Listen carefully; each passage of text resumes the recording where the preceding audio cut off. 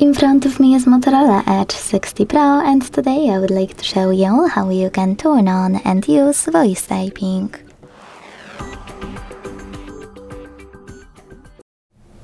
Begin by launching your keyboard and tapping on this microphone at the top right corner. If you never used it before, hit while using the app in the pop-up and then start typing. As you can see, voice typing is on.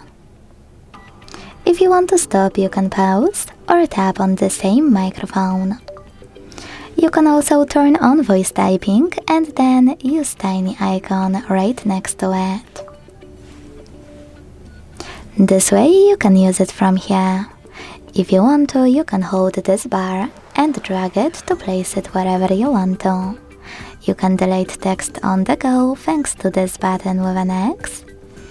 Access all keyboard settings thanks to those three lines on the left.